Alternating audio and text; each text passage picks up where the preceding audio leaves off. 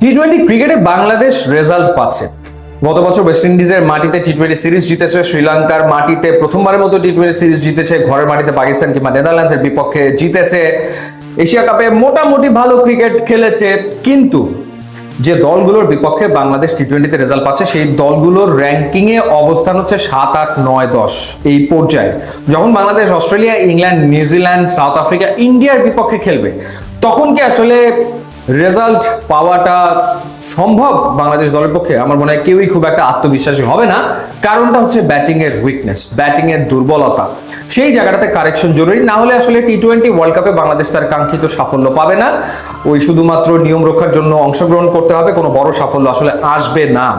প্রবলেমটা কোন জায়গাতে? প্রবলেম হচ্ছে মিডল অর্ডারে। মিডল অর্ডারে যেই জায়গাটাতে নুরুল হাসান, সোহান, শামীম পাটোয়ারি, জাকের আলী অনেক ব্যাট করছেন এবং ক্ষেত্র বিশেষে কখনো কখনো তাওহিদ হৃদয়ের ব্যাটিংও টি-20 উপযোগী হচ্ছে না, ওখানটাতে বাংলাদেশ আসলে হোঁচট খাচ্ছে। সেখানে যদি পারফর্মার পাওয়া যায় তাহলে বাংলাদেশ হয়তো আরো ভালো ক্রিকেট খেলবে। তো আমরা মোটামুটি ডোমেস্টিকে যারা পারফর্ম করে তাদেরকে ইন্টারন্যাশনালে দেখে ফেলেছি। যেমন হচ্ছে নাইম শেখ, তিনি আসলে দলের সুযোগ পাওয়াটা ডিজার্ভ করেছিলেন, পেয়েছেন, ফেল করেছেন দলের বাইরে। কিংবা এনামুল বিজয় ঘরোয়া ক্রিকেটে দুর্দান্ত পারফর্ম করে আবারও দলের ডাক পেয়ে, সুযোগ পেয়ে কাজে লাগাতে না পেরে আবারও দলের বাইরে, এই অবস্থা হয়েছে।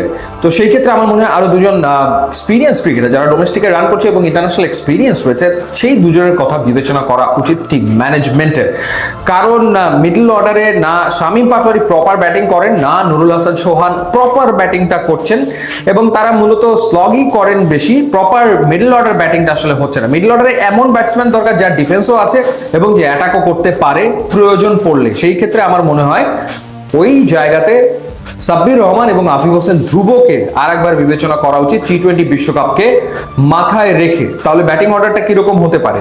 ব্যাটিং অর্ডারে ওপেনিং এ তানজিদ তামিম, পারভেজ হোসেন ইমন একটা সময় খেলেছেন, সাইফ এসে মোটামুটি জায়গাটাতে পোক্ত হয়ে গেছেন।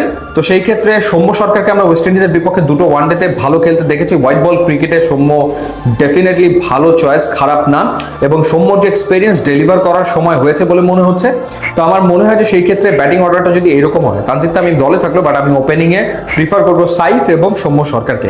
সাইফ হাসান, সৌম্য সরকার ওপেনিং এ, নাম্বার 3 তে লিটন কুমার দাস, নাম্বার 4 এ তাওহিদ হৃদয় থাকলো, নাম্বার 5 এ সাব্বির রহমান, নাম্বার 6 এ আফিফ হোসেন ধ্রুব, নাম্বার 7 এ রিশাদ হোসেন, নাম্বার 8 এ নাসুম খেললে নাসুম, অথবা যদি শেখ মাহাদি খেলে শেখ মাহাদি, এরপরে তানজিম সাকিব, তারপর মুস্তাফিজ, তারপর তাসকিন।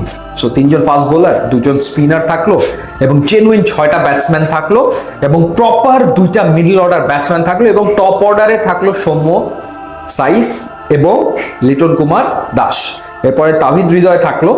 তারপরে মিডল অর্ডারটাকে ব্যালেন্স করার জন্য সাব্বির রহমান এবং আফিফ হোসেন ধ্রুব যদি থাকে, সেই ক্ষেত্রে আমার মনে হয় যে টিমটা ব্যালেন্সড হয় এবং আমরা এই টিমটাকে যদি সুযোগ দিয়ে দেখি নেক্সট কতগুলো ম্যাচে একটা ভালো রেজাল্ট আমরা আশা করতে পারি। সো দেখা যাক, কারণ আমরা মোটামুটি এই শামীম পাটোয়ারি, সোহান কিংবা জাকের আলী অনেক, তাদেরকে আসলে এই জায়গাটাতে দেখে ফেলেছি এবং সেই ক্ষেত্রে up to the mark performance আসেনি।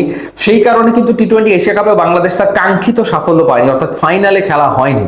সো টি-20 ওয়ার্ল্ড কাপে গিয়ে তো আরো বড় চ্যালেঞ্জের মুখোমুখি হতে হবে।